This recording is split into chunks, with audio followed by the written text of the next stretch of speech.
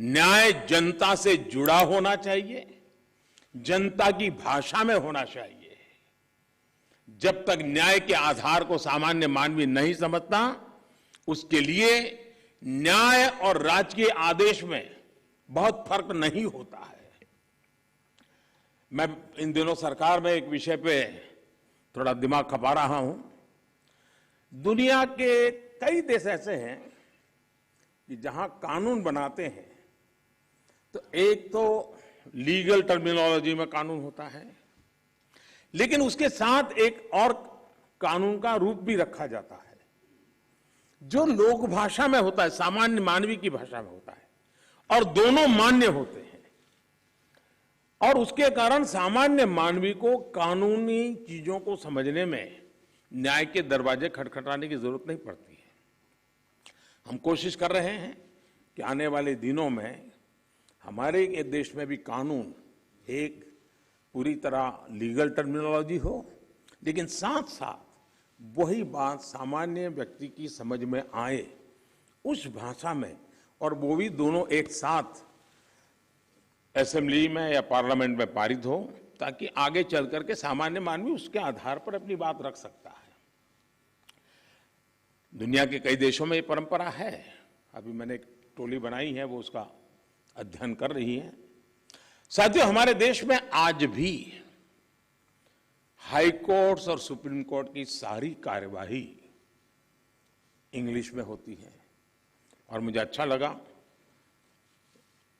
CJI ने स्वयं ने इस विषय को स्पर्श किया। साथियों, एक बड़ी आबादी को न्यायिक प्रक्रिया से लेकर फैसलों तक को समझना मुश्किल होता है। हमें इस व्यवस्था को सरल और आम जनता के लिए ग्राह्य बनाने की जरूरत है। हमें कोर्ट्स में स्थानीय भाषाओं को प्रोत्साहन देने की जरूरत है। इससे देश के सामान्य नागरिकों का न्याय प्रणाली में भरोसा बढ़ेगा, वो उससे जुड़ा हुआ महसूस करेगा। अब इन समय हम एक कोशिश कर रहे हैं कि टेक्निकल एजुकेशन और मेडिकल एजुकेशन मातृभाषा में क्यों नहीं होना चाहिए। हमारे बच्चे जो बाहर जाते हैं, दुनिया की वो भाषा कोशिश करते हैं पढ़ करके फिर मेडिकल कॉलेज की, तो हम हमारे देश में कर सकते हैं। और मुझे खुशी है कई राज्यों ने मातृभाषा में टेक्निकल एजुकेशन, मेडिकल एजुकेशन के लिए कुछ इनिशिएटिव लिए हैं।